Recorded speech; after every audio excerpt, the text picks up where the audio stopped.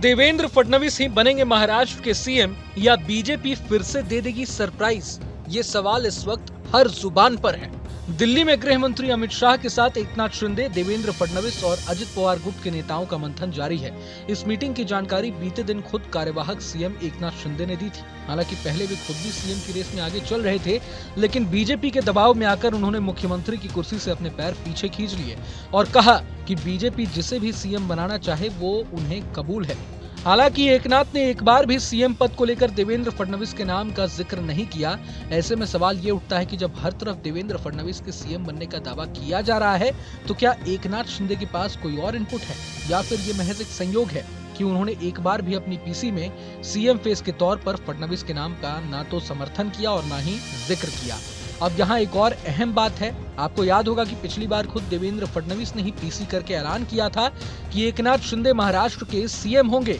इसलिए सभी को इस बार भी उम्मीद थी कि जब एकनाथ शिंदे प्रेस कॉन्फ्रेंस करने आएंगे तो उसी वक्त वे भी पहले की तरह फडणवीस के नाम को सीएम की कुर्सी के लिए कंफर्म कर देंगे। लेकिन शिंदे ने ऐसा नहीं किया और महज अपनी बात रखकर चले गए। तो क्या बीजेपी अभी तक सीएम फेस को लेकर कंफ्यूजन में है? ये भी अपने आप में बड़ा सवाल है और इसलिए भी ये सवाल जायज है क्योंकि जनादेश आए 5 दिन बीत चुके हैं और 11 दिन के भीतर सरकार का शपथ ग्रहण होना अनिवार्य है। तो फिर इतना विलंब आखिर क्यों हो रहा है, वो भी तब जब महायुति के दोनों सहयोगी दलों ने सीएम की कुर्सी बीजेपी के लिए छोड़ दी है। यहाँ मीडिया रिपोर्ट्स के हवाले से एक और दिलचस्प खबर निकलकर सामने आई है। कहा जा रहा है कि देवेंद्र फडणवीस के नाम पर बीजेपी फूंक फूंक कर कदम रख रही है। बीजेपी हर समीकरण को साधते हुए आगे बढ़ रही है। मीडिया रिपोर्ट्स के मुताबिक गृह मंत्री अमित शाह और विनोद तावड़े के बीच इस मसले पर लंबी बातचीत भी हुई है। जानकारी के मुताबिक विनोद तावड़े ने महाराष्ट्र का जो फीडबैक दिया है उससे ही फडणवीस के नाम पर पेच फंसता दिख रहा है। दोनों के बीच करीब 40 मिनट तक लंबी बातचीत चली है। इस बैठक में अमित शाह ने विनोद तावड़े से मराठाओं पर फीडबैक लिया था। विनोद तावड़े ने अपने फीडबैक में मराठाओं की नाराजगी की बात की है।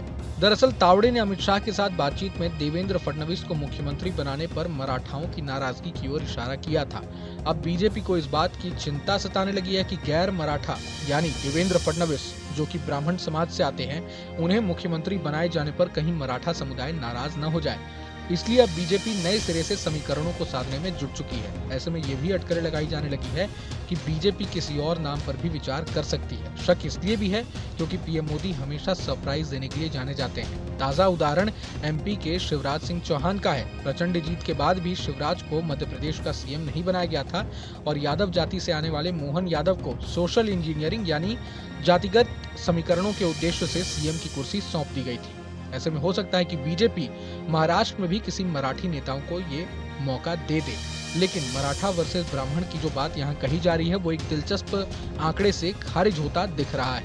अगर ध्यान दे तो इस बार के विधानसभा चुनाव में महायुति ने महाराष्ट्र के मराठवाड़ा रीजन की 46 में से 41 सीटों पर जीत दर्ज की है। खास बात यह है कि अकेले बीजेपी ने इस इलाके की 20 सीटों पर चुनाव लड़कर 19 पर जीत हासिल की है। बहरहाल सीएम को लेकर किसके नाम का ऐलान होगा ये तो वक्त के साथ ही पता चल पाएगा। लेकिन जानकारी के लिए बता दें कि देवेंद्र फडणवीस अब तक 2 बार महाराष्ट्र के सीएम तो वहीं 1 बार डिप्टी सीएम पद की शपथ ले चुके हैं। पहली बार 2014 तो वहीं दूसरी बार 2019 में उन्होंने सीएम पद की शपथ ली थी। तो वहीं एकनाथ शिंदे के साथ 2022 में डिप्टी सीएम बनकर उन्होंने सरकार चलाई। इस बार फडणवीस के पक्ष में जो बातें हैं वो ये हैं कि फडणवीस साफ सुथरी और बेदाग छवि के नेता हैं। आरएसएस से उनका गहरा जुड़ाव है। महाराष्ट्र के दूसरे ऐसे सीएम रह चुके हैं जिन्होंने अपना 5 साल का टर्म पूरा किया हो। इसके अलावा पार्टी के प्रति वफादार तो हैं ही और सहयोगियों पर भी देवेंद्र फडणवीस की मजबूत पकड़ है। बहरहाल पूरे मसले को लेकर आप क्या सोचते हैं हमें कमेंट बॉक्स में जरूर बताएं। अगर आपको ये वीडियो पसंद आए तो लाइक करें और चैनल को सब्सक्राइब करें। वहीं तमाम बड़ी खबरों के लिए देखते रहें न्यूज नेशन। न्यूज नेशन अब व्हाट्सएप पर खबरों के ताजा अपडेट के लिए न्यूज नेशन के इस क्यूआर कोड को स्कैन करें।